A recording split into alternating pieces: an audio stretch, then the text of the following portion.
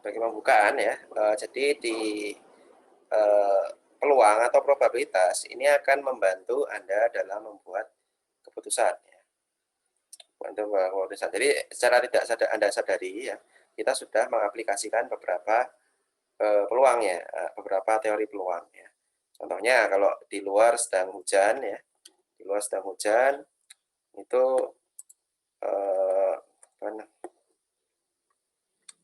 di luar sedang hujan itu kita akan memutuskan kira-kira mau pergi keluar rumah atau enggak ya kalau kita melihat langit mendung. Ya tentunya kita ngelihat ya kalau mendung itu hujan atau enggak ya. Kalau mendung itu kan berarti peluang hujannya lebih tinggi ya. Kalau hujan saya nggak jadi pergi. Nah, tapi kalau terang peluang hujannya jadi rendah ya. Jadi mungkin saya akan jadi pergi. Bisa. Kemudian ya sebelum Anda masuk ke UNS, elektro UNS, pasti akan Anda memiliki apa namanya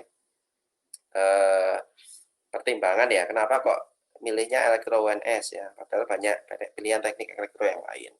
Nah pasti Anda gunakan juga kira-kira untuk keputusan ini Anda apakah dari peluang masuknya atau dari peluang nanti lulus, peluang mendapatkan pekerjaan, kayak gitu-gitu ya. Jadi Anda mengambil keputusannya ini berdasarkan berbagai macam variabel ya. Kemudian misalkan ada pengusaha nih ya, jadi secara ekonomis, manfaat secara ekonomis ya, pengen buka usaha di sekitar UNS ya. Usaha misalkan sekarang yang lagi banyak teh boba misalkan ya. Nah itu kapankah dia akan membuka usahanya itu ya, apalagi di bulan puasa ini ya, dia dengan teori probabilitas ini dia akan terbantu ya. Di peluang suksesnya teh bobanya ini laris itu tergantung dia ngambil keputusan ya. Jadi mungkin buka di mana, saat kapan ya. Nah, itu juga akan menentukan peluangnya. Oke, manfaat yang lain, motivasi yang lain. Nah, ini kan sedang emerging ya, sedang apa namanya? Sedang tren lah di industri 4.0 ya, mengenai artificial intelligence. Nah, di dalamnya ada machine learning dan data science. Nah, sebenarnya teknologi ini ya, teknologi yang sedang emerging ini punya beberapa fundamental ya, punya beberapa apa namanya kalau kita lihat di sini adalah ini seperti rumah ya. Ini dalamnya ini pondasi ya. Nah, ini tiangnya ya. Nah, ini kalau kita lihat pondasinya ini adalah salah satunya adalah teori probabilitas matematik ya. Kemudian ada aljabar linear, kalkulus vektor ya. Nah, ini adalah fundamentalnya ini ya. Kemudian di dalamnya ada tiang-tiangnya ya. Nah, ini jika aplikasi ya regresi sudah Anda pelajari klasifikasi ya. Kemudian estimasi, clustering dan sebagainya. Nah, ya, jadi dapat kita lihat kalau ternyata teknologi yang sedang ngetren di sekarang itu misalkan machine learning ya, emerging yang sedang emerging ya, data science ya, itu ya dia disokong oleh pengetahuan matematik yang fundamental ya. Jadi ya seperti kita tahu ini kalau Anda lihat di job SIG ya, ini gaji untuk engineer data science machine learning ini sedang tinggi-tingginya ya, karena sedang banyak dibutuhkan pasar ya. Nah, tapi ini machine learning dan data science ini untuk mendapatkan engineer yang terbaik itu dia harus punya fundamental ini dulu ya. Jadi ini kalau Anda masuk nyemplung ke sini ya, ini kita lihat ada yang levelnya itu ya seperti entry aja ya, intinya cuma nyoba code terus machine learning kayak ini keluar. Tapi kalau yang benar-benar dibutuhkan profesional itu yang benar-benar ngerti ya, nggak bisa cuma belajar seminggu 2 minggu aja. Ya, ya dia harus punya pondasinya, ya, punya pondasi untuk data science ini, ya, data science. Oke ya, jadi menurut saya ada ya berpeluang ya sebagai mahasiswa teknik elektro itu bisa fleksibel ya, mau ke power atau mau ke IT ya, mau.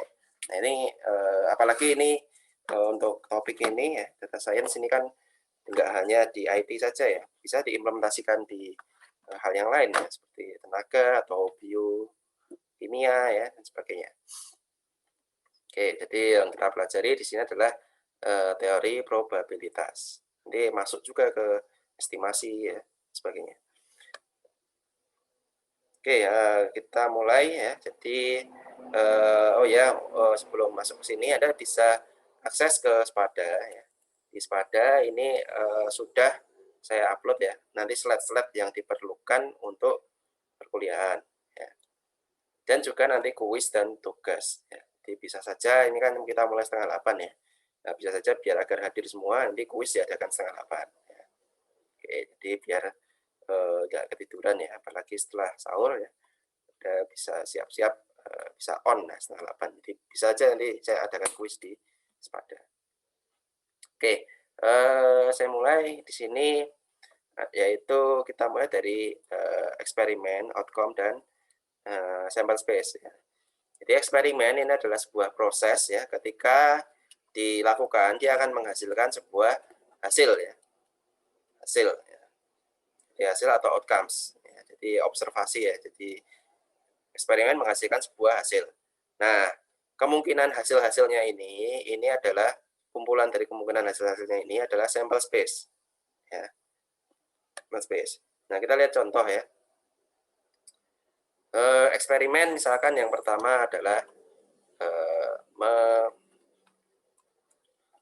mentos koin ya, melempar koin sekali ya. Nah, hasilnya apa ya? Kalau di sana head dan tail ya, kepala dan ekor ya. Jadi mata mata mata dari koin ya, uang koin itu ada head dan tail ya. Jadi keluarannya kalau nggak head tail ya, nggak mungkin dia keluar selain itu ya. Jadi kemungkinannya adalah sample space-nya adalah kumpulan ini head dan tail. Kemudian dadu ya, dadu ini adalah outcomes-nya adalah 1, 2, 3, 4, 5, 6 ya. Kalau dadu ya dadu dalam sisi. Jadi sample space-nya ini ya. Nah, ini sama yang kedua adalah melempar koin ya. Tapi bukan sekali, tapi 2 kali ya. Nah, di sini ada 4 kemungkinan ya. Jadi head head, head tail, tail head, tail tail ya. Sample space-nya ini. Kemudian yang lain ya, bermain lotre ya, ini bermain tes ya. Mengerjakan tes ya, base dan fail. Kemudian mencari select a worker ya, male dan female. Oke, ya biasanya di probabilitas dan statistik ini kan biasanya ada hubungannya dengan perjudian ya, judi ya. Jadi kalau probabilitas ini apakah berarti nanti saya diajari judi ya. Oh, ya memang ada ilmu-ilmu di perjudian itu ada ilmu probabilitasnya ya. Jadi sebenarnya kalau Anda lihat ya, eh, kalau Anda ngerti mengaplikasikan teori probabilitas di perjudian ya, itu kalau Anda sebagai pemain ya, itu dimanapun, di tempat apapun, di bandar apapun, itu pasti akan selalu secara teori ya, pasti akan selalu rugi ya. Pasti akan rugi. Dan bandar ya, karena bandar dia udah tahu ya teori-teori ini ya, yang udah pakem itu, dia akan mendapatkan posisi yang pasti selalu untung ya. Apapun ya di judi. Kalau Anda lihat kalau di perjudian ada judi, ada bandar ya. Jadi itu pasti kalau dikalkulasi secara matematis ya atau disimulasikan itu yang main itu pasti rugi. Nah, tapi kalau bandar itu pasti selalu untung. Nah, kenapa kok yang main itu rugi tapi ada yang untung juga? Ya untungnya itu karena dia apa namanya? Ya beruntung aja ya, karena beruntung. Jadi misalkan yang main ada 100 ya. Yang untung paling cuma hanya 2 atau 3 orang aja atau 10 orang ya. Nah, tapi bandarnya itu dari 100 itu dia akan mengambil keuntungan dari itu, diakumulasikan ya, keuntungan dan kerugian dari pemain, dia tetap untung. Nah, seperti itu. Itu jadi sebenarnya kalau Anda main judi ya Anda hanya akan memberikan keuntungan ke bandar ya. bandar. Jadi ya ini di ilmu probabilitas ini bukan bermaksud untuk mengajari Anda berjudi ya, tapi ya, agar Anda tahu sebenarnya kalau judi itu hanya akan menguntungkan bandar. Oke. Kemudian selanjutnya saya lanjutkan ya. Jadi untuk mengilustrasikan sebuah eksperimen, Anda bisa menggunakan dua hal, yaitu diagram Venn dan juga diagram pohon atau tree diagram. Ya, saya yakin Anda sudah mempelajari ya sebelumnya di high school ya. Diagram Venn ini berisi kotak ya. Kotak ini dia menggambarkan sampel space ya. Kemudian di dalamnya ada apa namanya outcomes-nya. Kemudian kalau di tree diagram tree ini terlihat apa namanya kemungkinan ya, cabangan dari kemungkinan, percabangan dari kemungkinan, jadi head dan tail kayak gitu. Oke, ini ya ada masing-masing ada keunggulan, ada kelebihan ya. Kalau di penggambaran dari eksperimen ini, kalau diagram Venn ini lebih melihat secara luas ya, melihat secara luas kira-kira hubungan antara event nanti seperti apa. Kemudian kalau diagram tree ini lebih ke melihat berbagai macam kemungkinan yang ada. Ini kira-kira seperti apa. Jadi punya keunggulan masing-masing. Oke, ini bedanya untuk diagram Venn dan diagram pohon untuk apa namanya mengetos koin tapi 2 kali ya. Nah, di diagram Venn kita bisa lihat seperti ini, tapi kalau dengan diagram tree kita bisa tracing ya. Kita bisa trace kira-kira keluarannya apa saja. Keluarannya apa saja. Ini bisa kita cari ya. Oke, kemudian contoh yang lain kalau misalkan Anda diminta memilih ya, 2 orang secara random dari sebuah perusahaan ya. Kemudian outcomes-nya ini adalah yang dipilih itu man, pria atau woman ya, atau perempuan ya. Nah, buat semua outcome dan eksperimen dan gambarkan diagram Venn dan diagram pohon. Nah, kurang lebih seperti ini ya. Jadi hampir sama dengan toss coin 2 kali. Ya. Venn-nya seperti ini, diagram Venn seperti ini.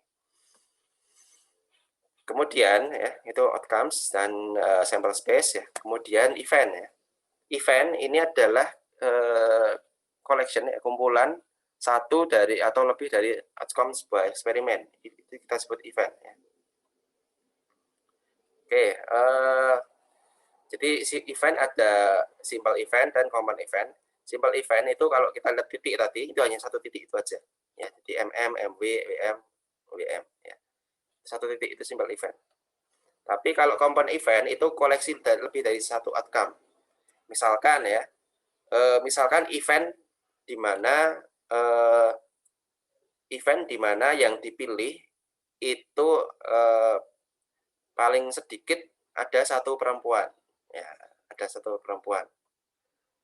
Paling sedikit ada satu perempuan. Nah, ini ternyata ada event tersebut itu terdiri dari beberapa outcomes ya. Jadi yang perempuannya 1, MWWM, dan juga perempuannya 2. Ya, karena tadi eventnya adalah paling sedikit satu perempuan. Ya. Nah, sehingga kita bisa gambarkan itu kalau ini apa namanya eventnya ini di dalam diagram Venn ini ada 3 simbol event ini kita dalam sebuah himpunan ya. Oke, itu mudah ya. Oke, ini saya empati kurang lebih sama ya. Jadi ada event seperti itu.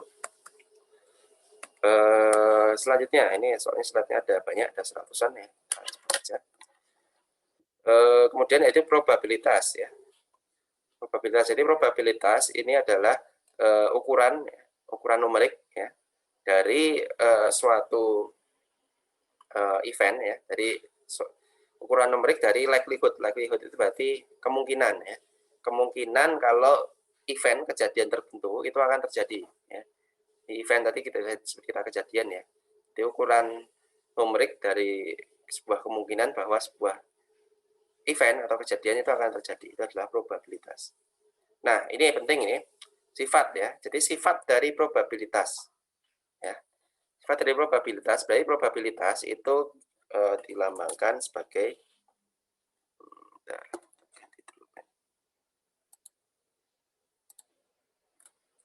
probabilitas itu dilambangkan P ya.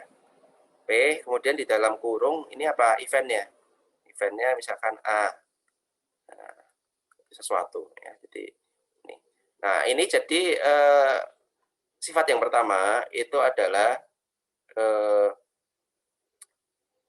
nilai dari probabilitas itu antara 0 sampai dengan 1. Nah, ini harus penting ini ya. Jadi nilainya ini 0 sampai 1. Jadi tidak mungkin negatif, tidak mungkin lebih dari 1. Ya. Lebih dari 1. Jadi itu yang sifat yang pertama ya. Kemudian sifat yang kedua yaitu adalah kumpulan ya. Kumpulan dari probabilitas event ya. Itu kumpulannya ya. Jadi ini misalkan n, ada n event ya. Itu sama dengan 1 ya. Jadi sigmanya ini dijumlahkan. Jadi outcome-nya itu kemungkinannya itu kalau kita jumlahkan sama dengan 1 ya. Itu sifat yang sifat dari probabilitas ya. Nah, ini cuma 2 ini aja sifatnya ya. Nah, ini nanti ya akan kita pakai di selanjutnya ya, walaupun simpel ya, ini mudah dimengerti ya. Jadi peluang itu pasti antara 0 sampai 1 ya. Tidak mungkin peluang dia apa namanya, peluang dia lulus ujian itu kalau dalam persen ya, peluang dia lulus ujian misalkan 50%. Nah, tidak mungkin peluang dia masuk ujian ya itu 200% atau minus 10%. Nah, itu enggak, salah itu. Kalau persen kan ini ya 0 sampai 1 ya persen itu. Oke. Oke, nah kemudian bagaimana kita mencari probabilitas ya, nilai probabilitas ya. Oke, jadi ini E1 ini simple event, cuma ada 1 event. A ini kumpulan atau compound event ya. Jadi gampangnya classical probability itu dari teori probabilitas klasik. Jadi itu kita nyari outcomes atau berapa kemungkinan outcomes dari eksperimen. Ya. Kemudian kita nyari berapa outcomes dari event A, itu kemudian dibagi ya. Di A, kalau kemungkinan keluaran A ini dibagi dengan total number of event. Ya. Kalau E ini kan simple event ya, cuma 1 aja.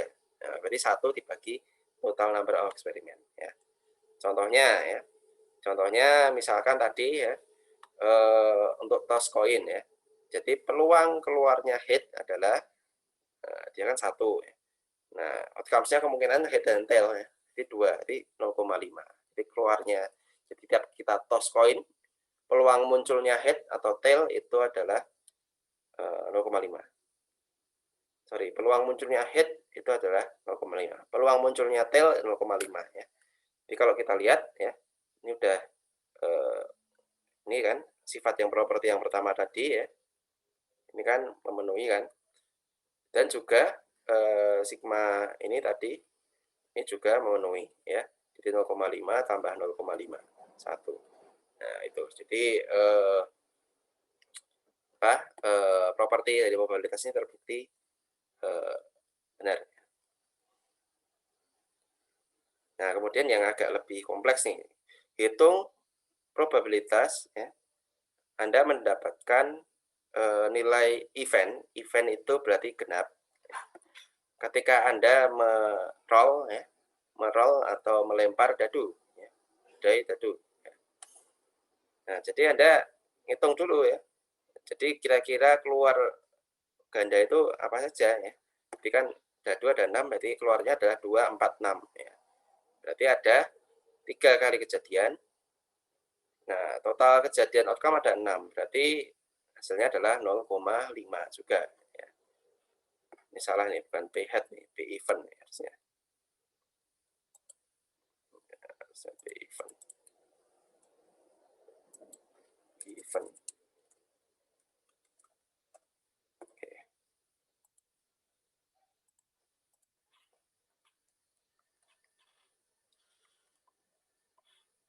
Oke, kemudian contoh lain dari grup 500 perempuan ya, 120 orang sudah pernah bermain golf sekali paling enggak.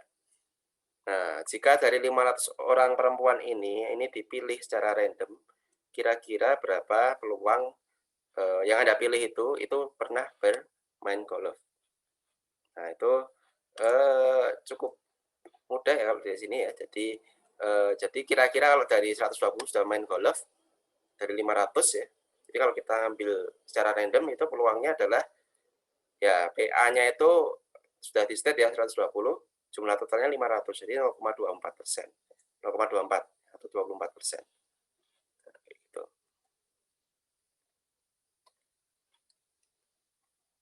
Oke, nah Anda kan kemarin pernah sudah mempelajari mengenai statistik ya, atau nah ini bisa diaplikasikan ke dalam sebuah eksperimen ya. Jadi peluang ya, peluang yang pertama itu adalah relative frequency concept of probability. Jadi peluang terjadinya A ini bisa digambarkan sebagai frekuensi ya, A itu terjadi atau F ya, dibagi jumlah eksperimen ya, jumlah eksperimen. Oke, mungkin saya tanya ya, kemarin saat kuliah statistik diberikan semacam proyek membuat eksperimen enggak? Mungkin ada yang ini membuat semacam eksperimen statistik, ambil data gitu enggak? Mengambil data, Pak. Apa contohnya? Survei online, Pak. Survei online, ya. Oke, bisa berikan satu contoh kemarin apa? Survei apa gitu? Kalau dari saya sendiri, survei berat badan mahasiswa sama berat badan ibunya, Pak. Oke, berat badan mahasiswa dan berat badan ibunya ya. Oke. Oke, kita ambil contoh misalkan survei berat badan mahasiswa ya. Elektro 2020 ya. Nah, Anda bisa juga apa namanya? Terapkan ini, peluang ini ya. Jadi misalkan ya, misalkan di survei Anda mensurvei 100 orang mahasiswa elektro 2020. Kemudian dari statistik itu Anda ikut frekuensinya atau histogramnya. Misalkan dari 100 orang itu 20 orang ya, Anda tertarik pada yang berat badannya di atas 90 misalkan. Nah, itu apa namanya? Anda bisa ukur frekuensinya ya. Frekuensinya. Jadi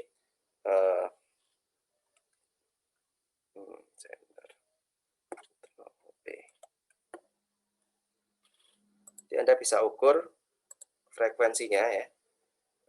Misalkan dari 100 orang, kemudian yang berat badannya lebih dari 90 ya, itu jumlahnya ada 20 orang misalkan. Nah, jadi A-nya ini adalah event berat badan mahasiswa ya, elektro 2020 itu lebih dari 90 kg. Nah, Anda jadi bisa buat peluang A-nya ini sama dengan 20 dibagi 100 ya. Nah, ini berdasarkan hasil observasi atau eksperimen ya.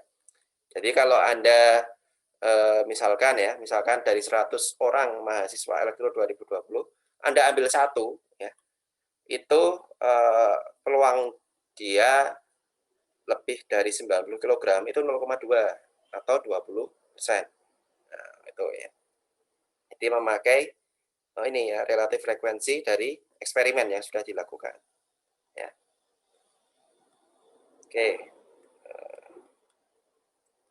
Jadi itu apa namanya? Aplikasi ya dari kemarin ya, percobaan ya. Percobaan itu kita lihat ininya apa? Event-eventnya, kejadiannya. Oke, jadi kalau di statistik kemarin mungkin Anda lebih tertarik pada statistik deskriptifnya, mean, kemudian apa namanya variasinya, kemudian mungkin ada regresi korelasinya ya. Nah ini itu Anda bisa aplikasikan juga di probabilitas ya. Probabilitas. Jadi ini ya misalkan tadi berat badan ya, berat badan. Nah di sini Anda pengen ini nih misalkan nyewa apa ya? Nyewa pickup atau nyewa pickup buat ngangkut buat ngangkut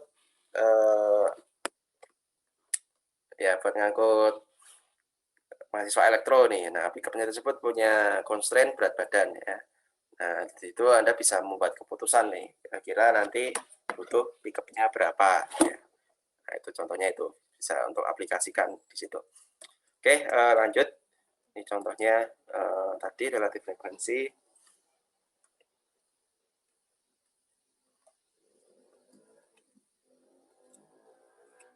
Nah, jadi ada hukum law of large numbers ya. Nah, jadi tadi kasusnya mahasiswa elektro ya. Mahasiswa elektro itu 2020 itu kan cuma apa namanya 100 orang atau mungkin 80 orang ya. Bisa Anda survei ya.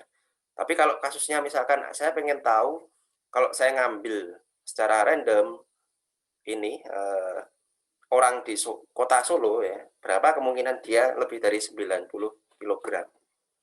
Nah, itu makanya ada yang namanya law of large numbers ya. Jadi ini berkaitan juga dengan survei ya. Jadi kalau di kota Solo kan penduduknya ada berapa itu 1 juta mungkin ya. Kalau Anda melakukan survei online 1 juta juga terlalu banyak ya.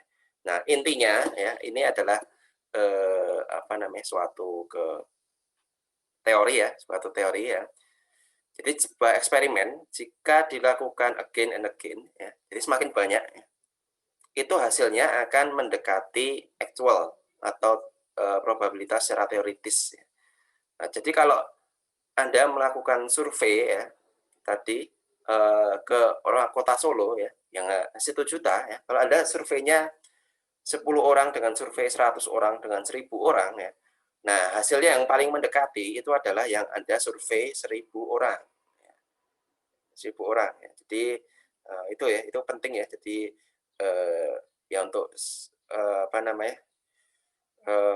Jadi survei yang 1000 orang itu hasilnya lebih mendekati daripada survei yang 100 orang. Bahkan kalau survei 10 orang mungkin tidak terlalu mendekati ya, atau belum mendekati, kalau 1000 atau 10.000 itu sudah mendekati ya. Nah, ini juga salah satu nanti kita pelajari salah satu teknik untuk survei ya.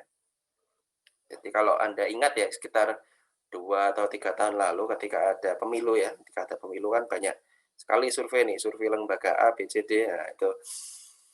Nah, Anda sebagai engineer ya, nah Anda ya jangan mudah percaya survei ya. Nah, Anda lihat dulu kira-kira dia surveinya ini bagaimana ininya, tekniknya ya. Berapa sampel yang dia ambil ya. Bagaimana tekniknya, apakah bias atau tidak. Nah, itu nanti akan mempengaruhi dari hasil ya. Hasil apakah dia mendekati atau tidak dengan teoritis atau actualnya ya. Nah, itu nanti mungkin akan kita pelajari saat melihat di estimasi ya nanti. Oke, lanjut.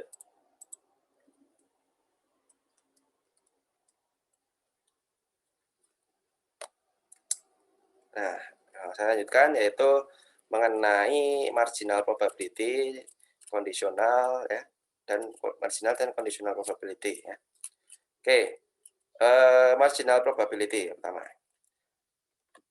Oke, ini dicontoh, misalkan ada 100 pekerja dalam sebuah perusahaan. Nah, pekerja tersebut itu diberi semacam kuesioner. Mereka setuju atau enggak kalau bosnya atau CEO-nya ini gajinya ditambahi ya. Nah, jadi 100 pekerjanya itu diberi kuesioner ya. Kemudian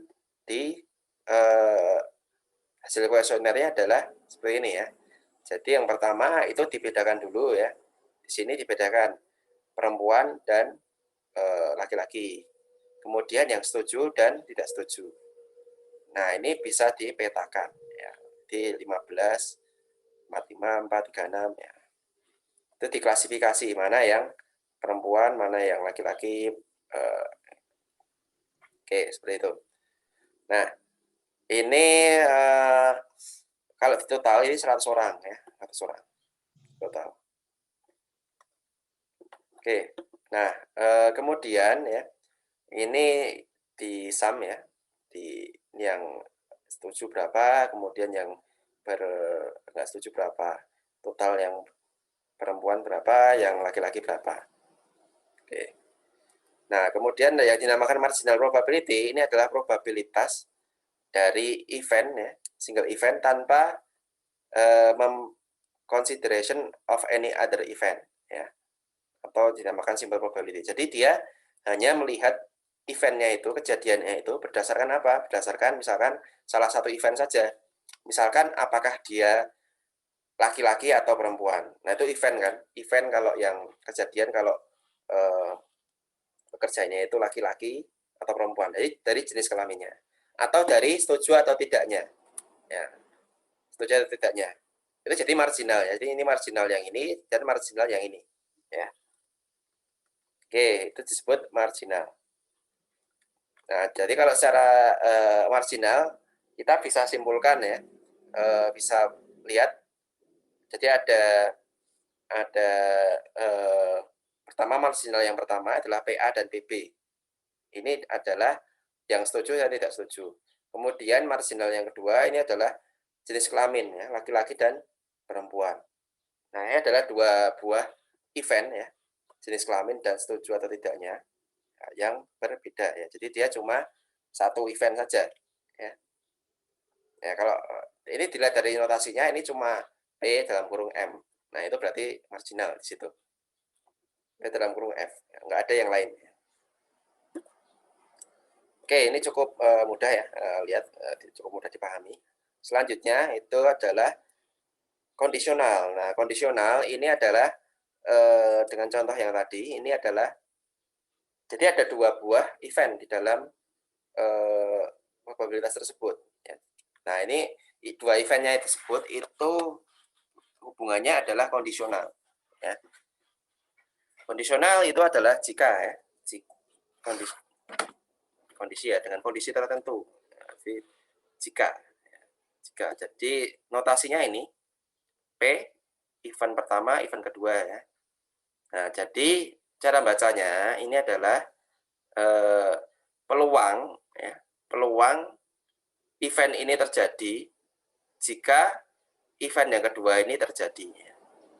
Nah, jadi kalau di bahasa Indonesia kan, tadi ya, peluang kalau kita ngambil salah satu pekerja itu, peluang pekerja itu setuju jika dia adalah laki-laki. Nah, gitu. Jadi bacanya gitu. Jadi jangan kebalik ya. Ini penting ini, jangan kebalik. Jangan kebalik. Peluang jika dia laki-laki, peluang dia laki-laki jika dia setuju.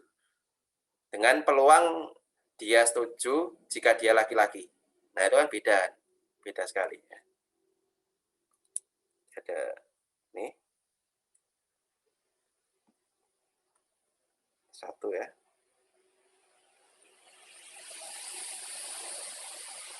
Nah, ini beda ya. Beda. Oke, jadi penting untuk diingat ya. Untuk ingat. Jadi Anda biar gampang ingatnya, ini tanda strip ini adalah jika. Ya, jika. Ya, ini perlu diingat-ingat ya. Tanda strip ini jika ya. Di peluang in favor jika laki-laki. Nah, itu kan jadi lebih ingat. Gitu. Oke.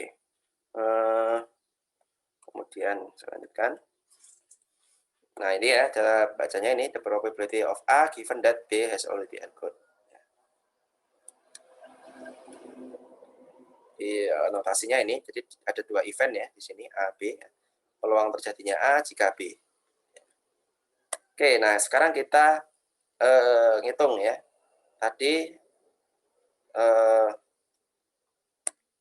peluang ya, jika peluang dia setuju jika dia laki-laki. Jika dia laki-laki. Nah, ngitungnya adalah berarti dia laki-laki ya. Berarti kita hitung ya, total number of male-nya berapa? Di 60 ya. Nah, kemudian jumlah dia yang setuju, berarti 15 per 15. Berarti ini dibagi 15 per 60, 0,25 ya. Nah, ini jadi dia setuju, ini dia total dia laki-laki.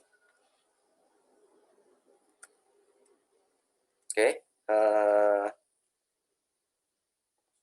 Oke, dengan cara yang sama, ini misalkan Anda diminta nyari peluang yang cewek ini setuju apabila dia cewek.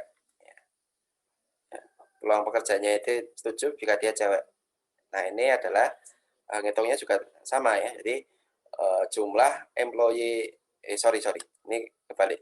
Peluang apabila peluang pekerjaannya ini cewek apabila dia setuju. Nah, ini ya, jadi nulisnya ini peluang dia cewek apabila dia setuju. Jadi ditulis total number of employee yang dia setuju, kemudian jumlah perempuan yang dia in favor ini ya. 15. Oke, kalau kita lihat tree diagram seperti ini ya. Kalau kita mulainya ya dari tree diagram ini mulainya dari jikanya tadi ya. Jikanya tadi kan kalau yang perempuan ini favor dan against ya. Nah, ini kemudian kita dapatkan male jika favors, female jika favors begini.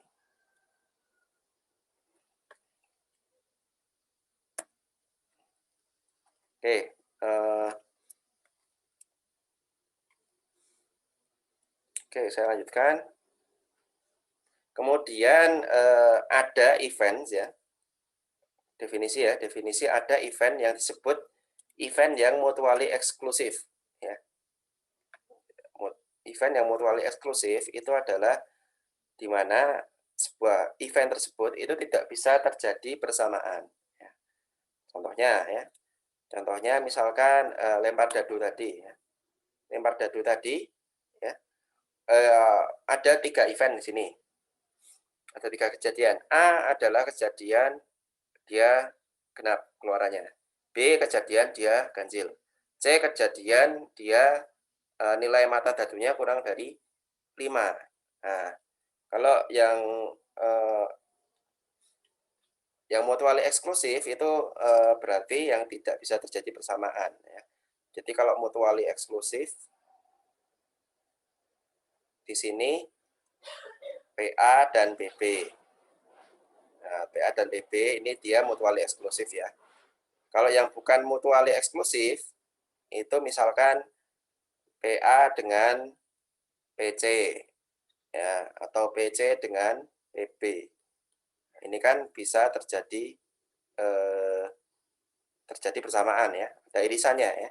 Jadi 135, ini 12345. Ini terjadi 1 dan 3 ada di PB ya.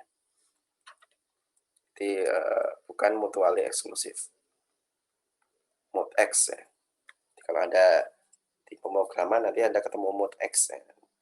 Mutex, itu mutually eksklusif, tidak bisa terjadi bersamaan. Ya, jadi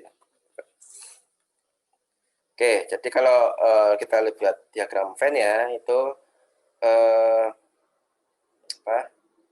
sini diagram Venn-nya A dan B mutually eksklusif, A dan C ini beririsan ya, tidak mutually eksklusif.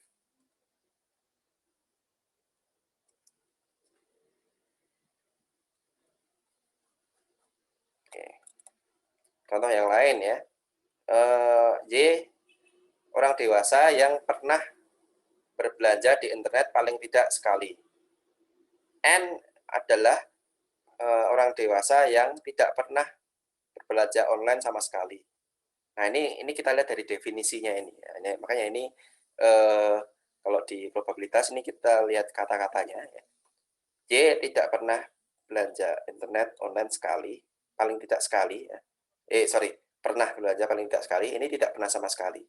Apakah mutually eksklusif? Nah, kira-kira mutually eksklusif enggak?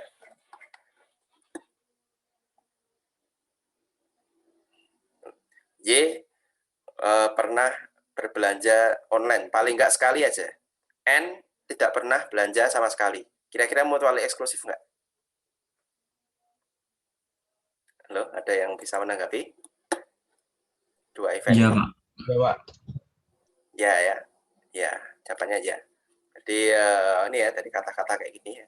At least once, ini never stop, tidak pernah sama sekali. Jadi beda. Oke.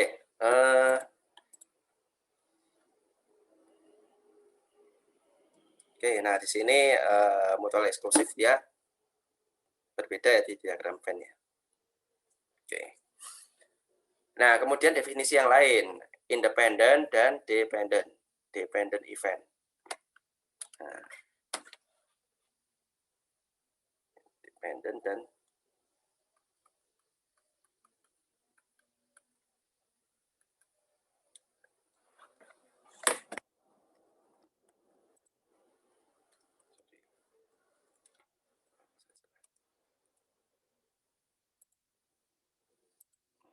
independent dan dependent event. Ini ya definisinya ini adalah jika dikatakan dua event itu independen, apabila terjadinya sebuah event ya, occurrence one itu tidak merubah kejadian yang lain ya. Jadi kita lihat nanti contohnya. Jadi ada dua event A dan B ya. A dan B ya. Ini jadi peluang A jika B ini sama dengan peluang A ya di dalam sampel spesifik tersebut, atau peluang B jika A ini sama dengan peluang B. Ini artinya apa ya? Jadi kalau kita lihat notasinya, peluang A jika B itu sama dengan peluang A. Itu artinya B itu tidak mempengaruhi peluang A ya. Tidak mempengaruhi. Jadi dia tidak tergantung, A itu tidak tergantung B. Kalau kita lihat kan, BA. Tuh. Oke. Jadi kita lihat contoh.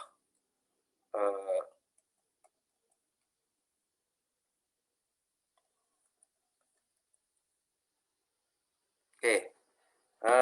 Mungkin ini ya. Sambil saya istirahat, silahkan Anda coba.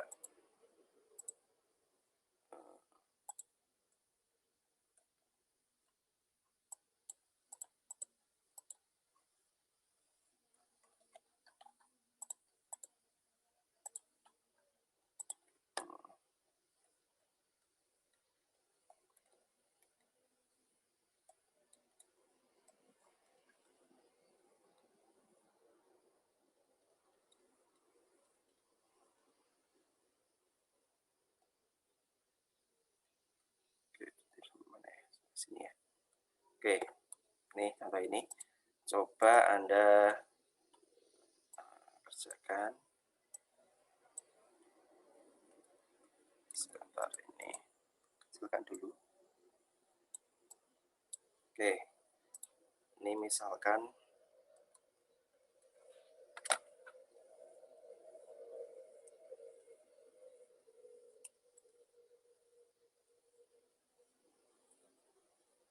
ini A ya. Ini event A, ini event B, ini event M, ini event F ya. Nah, Anda kerjakan misalkan ini yang A, BA, BB,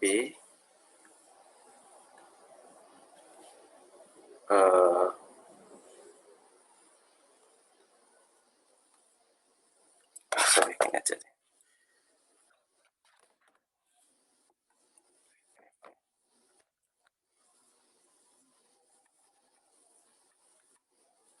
Yang kedua yaitu adalah PA jika M, PA jika F. Kemudian PM jika B, PM jika PM jika A.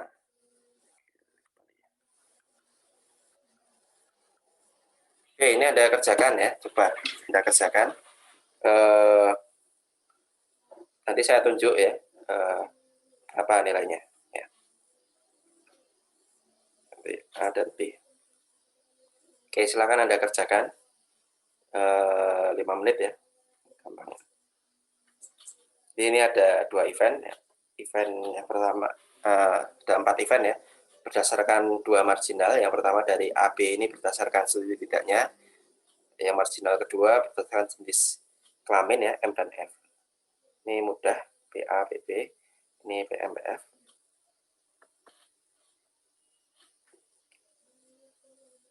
Oke, Anda kerjakan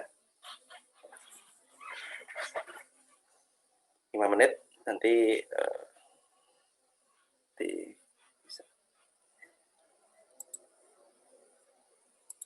atau di Zoom bisa nyoret-nyoret ya, bisa nyoret halaman ini enggak sih? Bisa ya?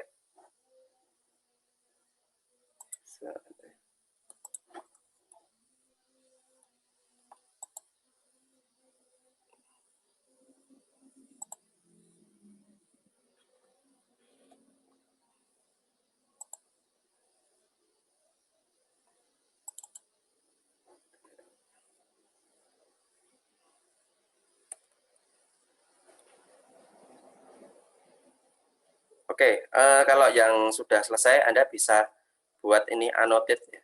Annotate ya.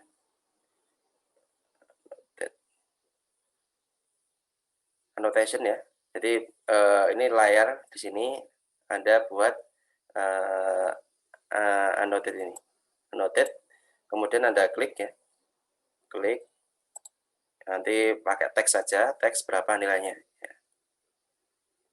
Nah, coba kita kerjakan bareng-bareng. Silakan. Yang sudah selesai bisa di-annotate ya.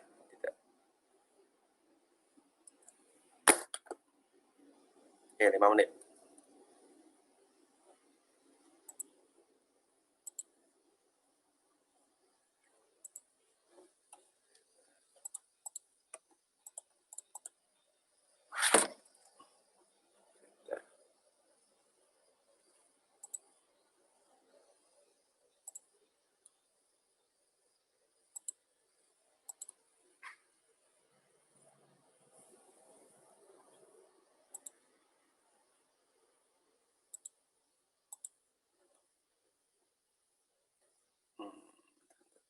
Anotasi masih.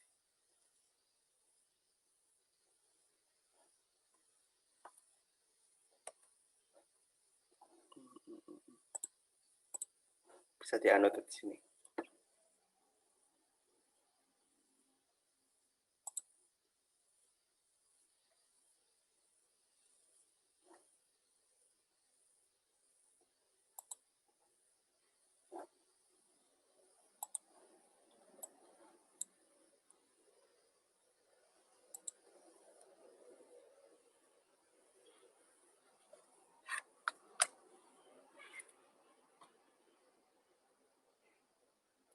Coba salah satu yang A ini bisa ditulis berapanya pakai annotation ini.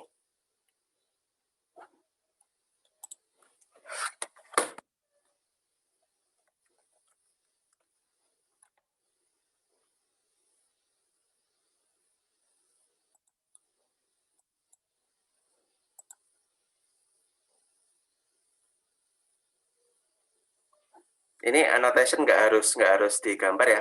Ada bisa pakai teksnya. Kalau kesulitan pakai mouse, pakai teks juga bisa. Nah, itu juga bisa kayak gitu, pakai teks bisa.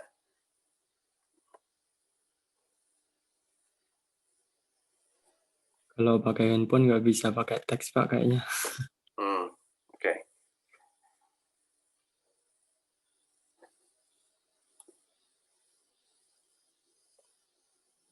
Oke, yang lainnya silakan. Ini semua dicoba.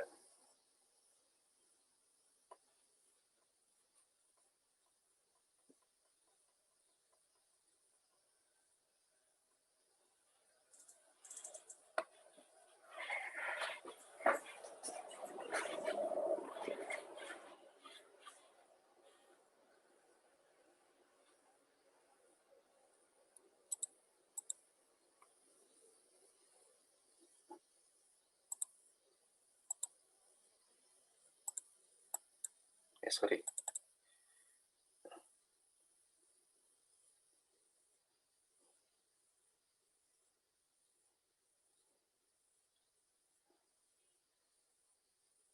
Oke, yang B, silakan. Yang B ini saya langsung cek ya, 19. 81, oke. 15. Kebalik ya ini ya.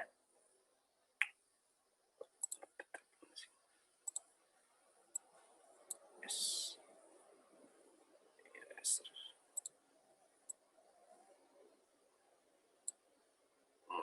Ini salah. Ini yang ini salah nih. 60. Aduh.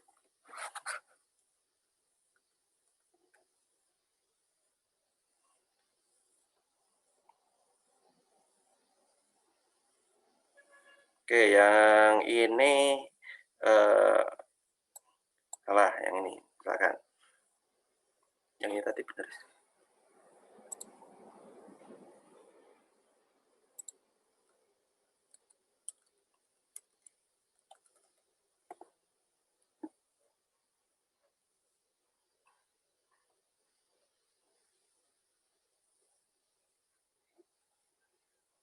Oke ya.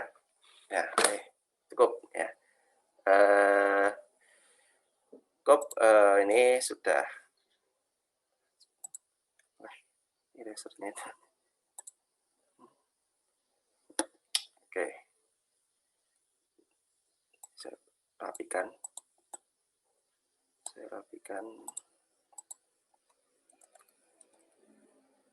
Terus ini 15. Ya.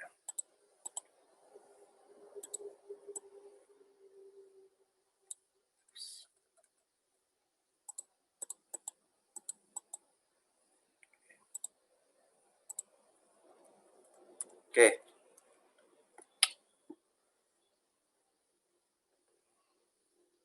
Nah, oke, udah selesai semuanya.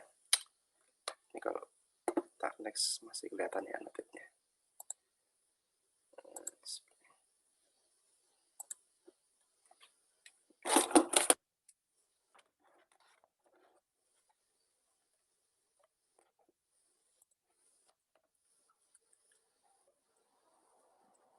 Oke, nah di sini PA, PB, PM, PF ini mudah ya. Jadi sudah ini jadi tinggal 1981 pernya itu 100 per semua event. PAM ini adalah 1560. Nah, ini kan dapatnya dari mana? Ini kalau secara notasi ini Anda bisa buat ya PA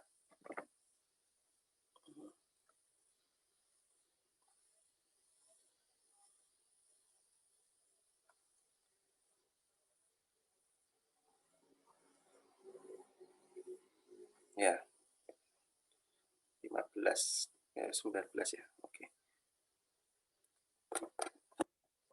Nah, ini Anda bisa buat PAM ini adalah P jika PA jika M ya. PA jika F. Oke, jadi A jika M ini 15 per 60. Ya. Kemudian PA-nya ini adalah 19 per 100. Nah, kita lihat definisi dari dependent. Ini kan nyari yang kondisional ini sudah bisa semua ya. Jadi ini jika M, jika F ya. Kita kalkulasi M-nya berapa, F-nya berapa. Nah, A-nya ini kejadiannya ada berapa. Ya.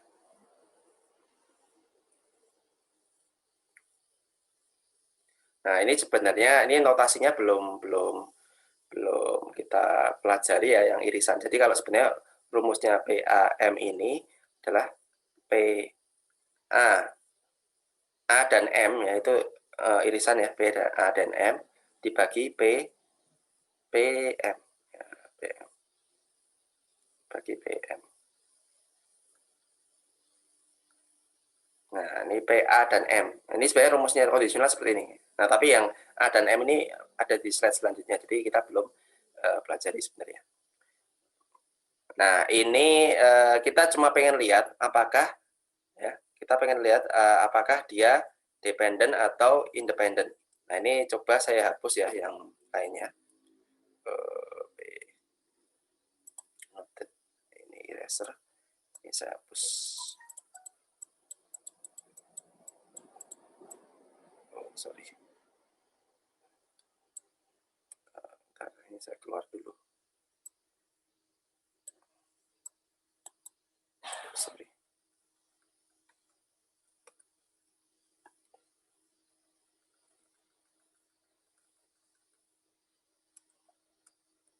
Oke, ini saya hapus.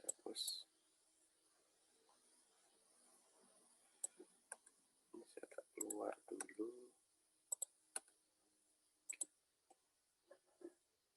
Mana tadi? Nggak bisa dihapus masih ya.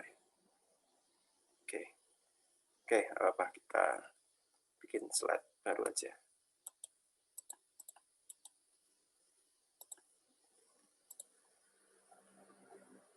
Nah, kita lihat PA-nya ini 19/100.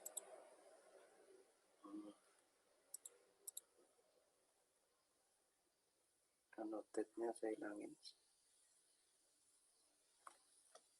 Kita simpan nilainya tadi. PA-nya sama dengan 19/100. PAM ini adalah 15/60. Ya. Ini kalau kita hitung ini adalah 0,19, ini adalah 0,25. Ya. Oke, kita lihat definisi dari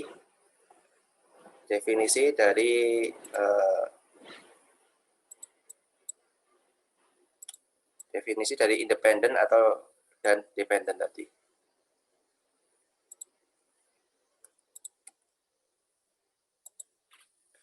Nah, definisi dari dependent dan independent ini adalah PAB sama dengan PA.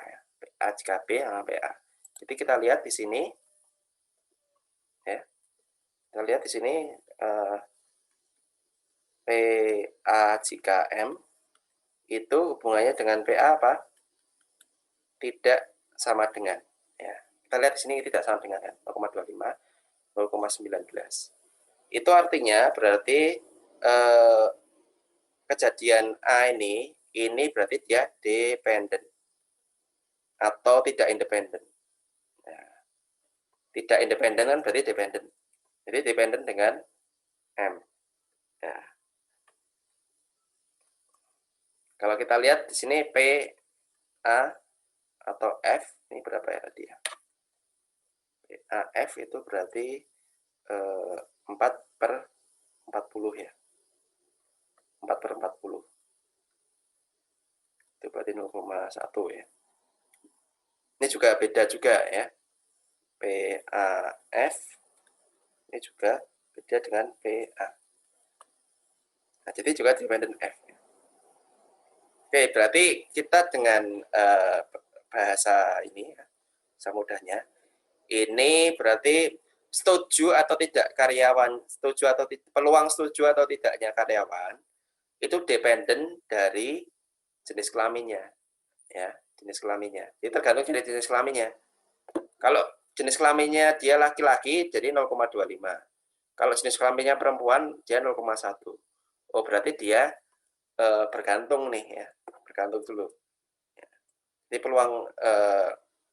peluang dia setuju atau tidaknya dia bergantung pada male atau female. Nah, itu Itu yang dependen. Kalau yang independen gimana? Nah, kita lihat contoh selanjutnya. Ya, kita lihat contoh selanjutnya. Ini contohnya misalkan di sini ada sebuah box ya, berisi 100 buah DVD yang diproduksi oleh 2 mesin ya. Dari 100 DVD tersebut 60 diproduksi oleh mesin pertama ya. Dan dari total DVD ada 15 yang defektif ya. Nah, dari 60 DVD ya yang diproduksi oleh mesin pertama itu 9 itu defektif ya. 9 defektif. Nah, kemudian apabila D ini adalah peluang terjadinya DVD defektif dan A ini adalah DVD dipilih dari mesin pertama, itu berapa apakah peluang D dan A ini independen? Ya. Oke, ini kita bisa kita bisa petakan nih sebenarnya seperti contoh dari setuju tidak dengan dengan female dan female tadi. Misalkan ya D ini defektif, ini A ya, sorry kok A, ini D, defektif tidak defektif. Ini mesin pertama ya, mesin pertama atau peluang dari A. Ini mesin kedua, misalkan B. Nah, ini kan ada 100 DVD nih. Totalnya ini 100. Nah, ini diketahui nih dari mesin A itu 60 yang diproduksi, berarti ada 60. Itu 9 itu defektif, berarti 9. Yang tidak defektif kan berarti 60 kurang 9 ya, 51. Ini berarti mesin yang kedua atau mesin B ini ada 40. Dan 40. Kemudian total yang defektif ini kan 15 ya. Nah, berarti mesin B ini yang defektif ada 15 kurang 9, berarti ada 6. 6 ini berarti ada 34. Ini total yang tidak defektif berarti 85. Nah, ini A, ini D ya. Nah, peluangnya apakah A, D itu independen? Ya. Apakah independen atau tidak? Nah, ini kita bisa hitung ya, sama seperti tadi ya. Ya, sama seperti tadi. Kita buktikan aja ya. P apakah, ini saya tulis di sini ya. Apakah PA dengan D itu sama dengan PA? Buktikan aja PA ya. PA apabila D ya, ini 9 bagi jika defektif ya, ke 15. Peluang A ya, peluang A ini berarti yang ini ya, 60 bagi 100. Sama enggak ini? Sama ya, ini 0,6. 0,6. Ini berarti dia adalah independen. Nah, dia adalah independen. Ini terbukti ya, 9, 15, 60 per 100,6. Dia terbukti. Jadi dengan kalimat verbal ya, peluang DVD itu rusak itu tidak tergantung atau independen dari mesin mana, apakah mesin 1 atau mesin 2, itu tidak tergantung itu ya. Karena peluang rusaknya itu sama ya, baik mesin 1 dan mesin 2 ya. Nah, itu yang dimaksud adalah dependen dan independen ya. Oke, ini pembuktiannya seperti ini. Kalau yang lebih jelasnya ada di slide ya. Oke. Itu adalah dependen dan independen ya. Ini perlu dimengerti ya, dependen dan independen. Jadi kadang kita mungkin di eksperimen ya, kita menuduh, oh ini pasti misalkan nih tadi berat badan tadi elektro 2020. Nah, Anda buat ya, selain berat badan lebih dari 90 kurang 90, Anda juga ngitung berapa laki-laki perempuan. Nah, Anda pengen lihat nih, apakah berat badan ini dipengaruhi jenis kelamin enggak ya? Dipengaruhi jenis kelamin enggak? Nah, Anda bisa lihat dari sini ya, dependen atau independen. Ya. Atau dipengaruhi dari berat atau apa namanya, uang saku. Nah, itu Anda bisa lihat dari sini dependen atau independennya. Oke. Kemudian definisi yang lain adalah komplement A ya. Komplement itu adalah event yang selain dari outcomes A ya, bukan A. Oke, ini gampang ya. Jadi kalau ada event A, kemudian di luarnya A masih dalam satu sampel space, itu berarti komplementnya.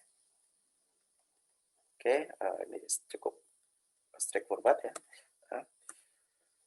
Kemudian, ini ada intersection ya, atau irisan ya. Jadi irisan dari A dan B ya. Jadi notasinya ini bisa A dan B, atau ada B kayak gini ya, A dan B atau P irisan B ya, notasinya. Nah, jadi kalau di diagram Venn terdapat PA irisan B ya. Nah, ini jadi joint probability ya, itu adalah irisan dari peluang dari terjadinya irisan PA dan B ini ya. Nah, ini tadi makanya hubungannya dengan yang tadi, yang dengan kondisional ini adalah seperti ini ya. Jadi kita tadi ngitung ya, misalkan P dari sini ya, ini bisa di PA irisan B ini sama dengan PA dikali PP jika A, atau PP dikali PA jika B. Jadi Anda misalkan nulis PA jika M ya. Itu kan sebenarnya tadi kita bisa ngitung dari PA dan M ya dibagi dikali jika PM. Nah, ini sama ini ya, sama dengan ini ya, sama dengan ini.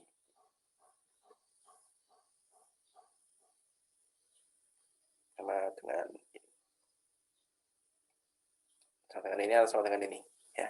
Ini kalau dijabarkan berarti ini yang ini dilempar ke sana.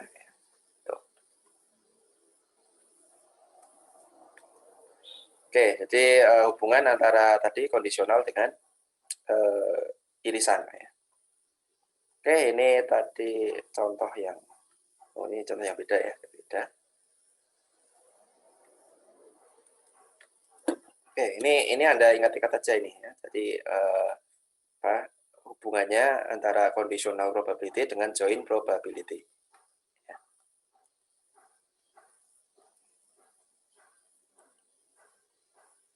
Kemudian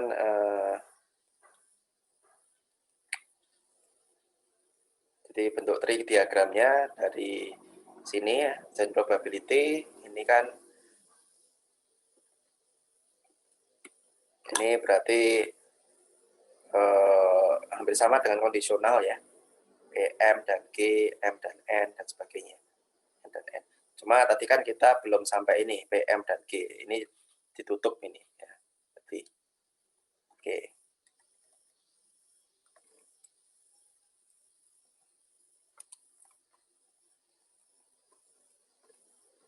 Nah, ini contohnya misalkan sebuah box terdiri dari 20 DVD. 4 diantaranya defektif. Jika 2 DVD dipilih dari random ya, dari this box without replacement ya. Jadi without replacement itu artinya kalau kita ngambil satu DVD ya, dari 20 itu, berarti sisanya ada 19 ya, ada 19. What is the probability that both are defective ya. Ini jadi kita bisa hitung ya. Jadi misalkan dari 20 DVD. Pertama kita ngambil satu DVD. 4 itu defektif. Jadi ini peluang defektif, peluang tidak defektif. Ya. Jadi kita ambil. Jadi yang peluang defektifnya itu kan berarti ada 4 ya. 4 yang di antara 20. Ya. Sementara yang tidak defektif yaitu sisanya 16 dari 20. Nah, kalau kita sudah ngambil yang defektif, yang pertama, kemudian yang kedua, kita juga ada peluang apakah dia defektif dan tidak defektif. Karena without replacement ya, berarti dari ngambil 20, ini sisa 19. Jadi di sini defektifnya ini kalau misalkan kita ambil satu defektif, berarti yang defektif tinggal 3. Ya. Kemudian yang dari total 19. Ini berarti sisanya 16 dari 19. Nah, kemudian kalau kita mengambil tidak defektif, itu kan 16/20. Kalau kita ambil lagi, ini berarti yang defektif kan masih ada 4 nih. 4 dari 19. Kemudian yang tidak defektif itu ada 15 dari 19. Nah, ini yang oke, jadi di sini Anda tinggal dikalikan ya. Jadi what is the probability that both are defective? Berarti yang ini dengan ini ya. Berarti ini dikalikan ya, 4/20 kali 3/19 ya. Jadi PD1 ya. Sorry. Enggak bisa ngapus soalnya. Bisa dihapus ya.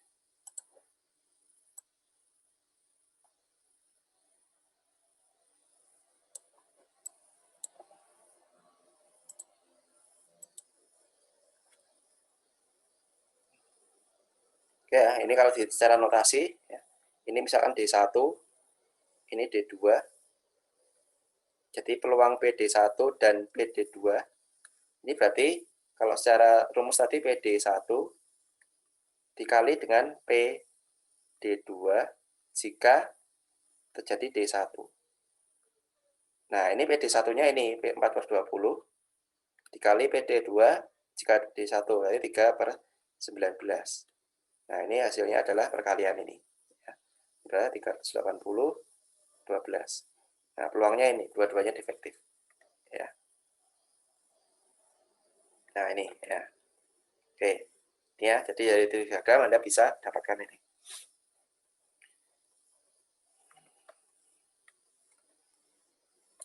Oke, ini conditional probability, ini dari multi intersection tadi, ya, ini diulang lagi.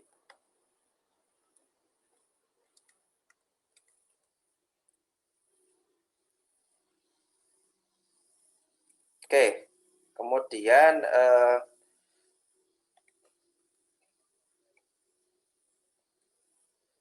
nah, kemudian apabila ada spesial khusus untuk multiplication rule, apabila dua buah intersection-nya ini adalah independent event, ini adalah PA dan B adalah PA dikalikan PB ya. Ini sebenarnya turunannya sama dengan yang tadi ya, karena kan tadi kalau independen, kasusnya independen, itu kan P, misalkan PA ya, misalkan P, misalkan PB, misalkan PB ini kan sama dengan PB jika A. Nah, tadi kan rumusnya PA dan B ini sama dengan PA, ini PB jika A. Nah, ini diganti dengan ini ya, karena dia independen. Jadi PA, PB, ya, PB. Nah, jadi sebenarnya rumusnya sama aja, ya. Cuma ini karena independen ya, nah dia PB-nya ini berubah jadi PB ya, independen. Oke. Oke, ini contohnya ya.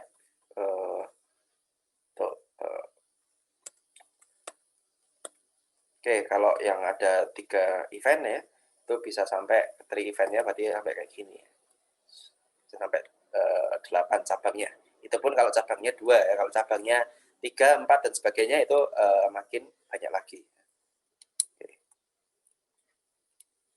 Kemudian untuk kejadian yang mutual eksklusif ya, atau joint probability-nya, itu PA dan B-nya itu sama dengan 0 ya. Ini bisa Anda bayangkan ya, kalau mutually eksklusif ini kan kayak gini ya. Ya, jadi tidak ada irisannya, makanya PA irisan B ini sama dengan 0. Ya, dengan 0.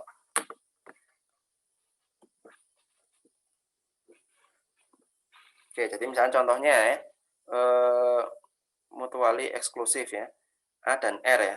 A apabila eventnya itu disetujui, B, R pinjamannya itu ditolak ya. Berapa join probability A dan R? Nah, karena dia mutually eksklusif, maka pertanyaannya berapa kemungkinan dia disetujui dan ditolak dan ya, A dan R. Karena dia mutually eksklusif, maka dia 0.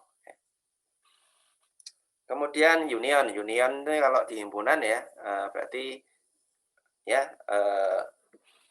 U ya lambangnya ya, A, U, B ya, OR.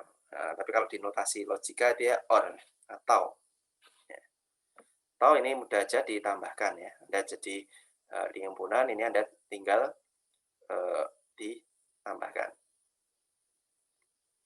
Nah, tapi untuk secara umum ya, kalau Anda lihat diagram Venn ya, ini kan berarti kalau Anda pengen nyari dua-duanya, ini kan ada berarti tidak sekedar ditambahkan ya, tapi ada misalkan A dan M, ini berarti PA ditambah PM dikurangi irisannya ini kan.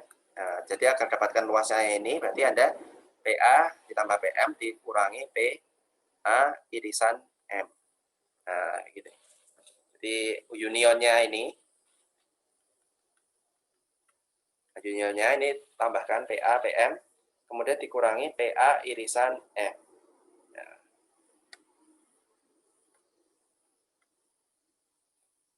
Nah, secara umum rumusnya kayak gini. Secara umum. Nanti kita tinggal lihat aja ya kasusnya, apakah dia mutually eksklusif atau independen atau dependen. Gitu. Kalau mutually eksklusif kan berarti ini 0. Kalau independen nggak ada ya. Kalau independen ya Anda tinggal cari aja PAN dan B-nya berapa. Ya. Oke, ini contoh-contohnya. Ya secara umum sama ya. Nih kalau mutually eksklusif sebenarnya sama tadi. Ini dikurangi PA irisan B ya, tapi karena 0 ya jadi hilang ya. Jadi hilang. Oke. Ini contoh-contohnya. Oke, yang terakhir ini. Yang terakhir yaitu adalah bagaimana kita untuk mencari total outcomes ya. Total outcomes. Ini ada beberapa cara ya, ada counting rule, factorial, dan combination and permutation ya. Jadi counting rule, yang pertama counting rule ya. Jadi kalau Anda misalkan eksperimennya ada 3 kali ya, ada 3 step ya. Misalkan toss coin tadi Anda lakukan 3 kali ya.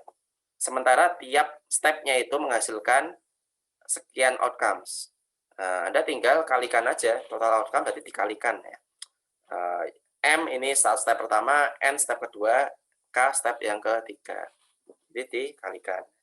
Misalkan counting rule nanti diaplikasikan di toss coinnya 3 kali, berarti 2 kali 2 kali 2 ya, 2 kali 2 kali 2 ya. Bisa saja nanti eksperimennya yang pertama toss coin, yang kedua lempar dadu. Berarti kalau seperti itu 2 kali 6. Nah,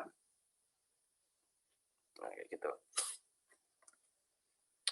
Oke, yang pertama counting rule. Jadi kita pengen tahu ini consideration-nya, ini kita pengen tahu berapa jumlah total outcomes dari eksperimen. Yang pertama counting rule ini. Kemudian faktorial. Nah, ini nanti hubungannya dengan kombinasi dan permutasi ya. Jadi Anda nanti ya kayaknya mungkin sudah pernah ya di SMA ya. Faktorial itu tanda seru ya, lambangnya. Ini perkalian dari nilai n sampai dengan 1 ya. N-1, N-2 sampai 1. Definisinya 0 faktorial adalah 1. negatif, tidak ada faktorialnya. Oke. Ya, contohnya ini 7 faktorial. Kemudian kombinasi ya. Sekarang yang kedua adalah kombinasi. Tadi yang pertama counting rule ya. Kemudian kombinasi dan permutasi. Kalau kombinasi ini adalah sebuah jumlah cara dari elemen X ya. Jadi jumlah caranya elemen X yang dipilih dari n elemen ya. Jadi ini melawan kombinasi. Yang perlu Anda ingat adalah kombinasi itu tidak memperhitungkan urutan ya, kombinasi. Ya. Kombinasi ya, jadi misalkan dari Anda dari berapa? 5 dari 70 peserta kuliah, ini diambil 5 orang yang diminta untuk mengerjakan di depan. Nah, itu hitung kombinasinya ya. Jadi kombinasinya jadi dari 70 orang diambil 5. Nah, itu kan ada banyak itu kombinasinya. Oke, rumusnya seperti ini ya, n faktorial ya. Jadi kalau misalkan tadi C 70 diambil 5, ya berarti 70 faktorial dibagi 5 faktorial kali 65 faktorial. Nah, ini jumlah kombinasinya ya, kombinasinya.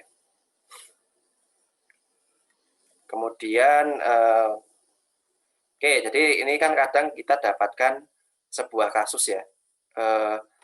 Misalkan Anda mau beli es krim ya. Es krimnya ini apa ya? Yang biasanya yang lagi ini kan gelato ya, gelato. Gelato kan biasanya ada apa namanya? Toppingnya disilakan milih ya. Kalau misalkan Anda beli 20.000 cuma bisa 2 topping, 30.000 3 topping. Nah, misalkan Anda beli 2 topping ya, 20.000. Kemudian Anda milih nih, rasanya ada 6 rasa. Ya. Nah, kira-kira ada berapa kombinasi rasanya? Nah, ini Anda bisa selesaikan dengan kombinasi tadi ya. Jadi dari toppingnya ada 6, Anda pilih 2. Nah, ini adalah kombinasi dari ini. Nah, kalau misalkan nanti apa namanya? Nanti mungkin pertanyaannya adalah berapa kemungkinan Anda memilih topping durian ya, dari semua kombinasi. Nah, ini Anda perlu jabarkan kira-kira peluangnya itu berapa. Apa? Oke. Ya, jadi di sini ada 15 ya. 15. Misalkan nanti pertanyaannya dari peluang ya, es krim. Misalkan toppingnya salah satunya durian, ya. Salah satunya durian. Nah, ini kan kita sudah dapatkan di sini kombinasinya ini jumlahnya 15 ya. Ini didapatkan dari C62 ini, 6 faktorial, 2 faktorial, 4 faktorial ya, ini sampai 15. Misalkan pertanyaannya peluang salah satu toppingnya ini adalah durian. Ya. Nah, berarti ini kita sudah dapat nih total outcome-nya ini 15 yang bawahnya. Tinggal Anda cari ya, salah satu topping dari 6 ini adalah durian. Nah, ini berarti Anda tinggal cari atasnya ini berapa. Nah, kalau durian kan berarti dari Anda ngambil ada berapa rasa yang dari 15 itu yang ada duriannya. Ya. Ada duriannya. Oke.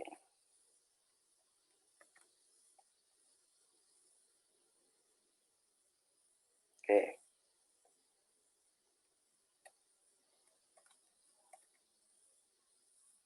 Oke, kemudian ini kombinasi.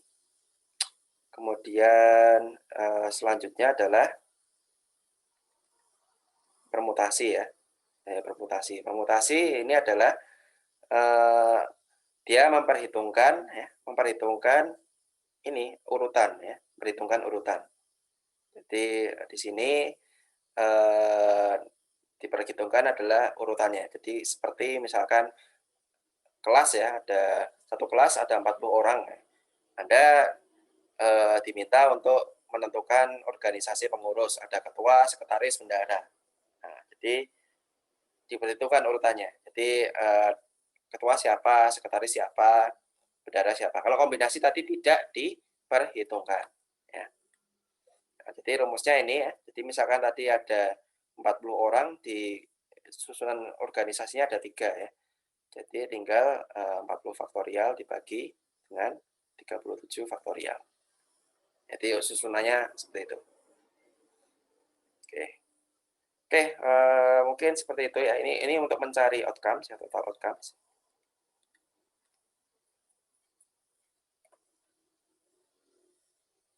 Oke, mungkin itu aja. Ada pertanyaan?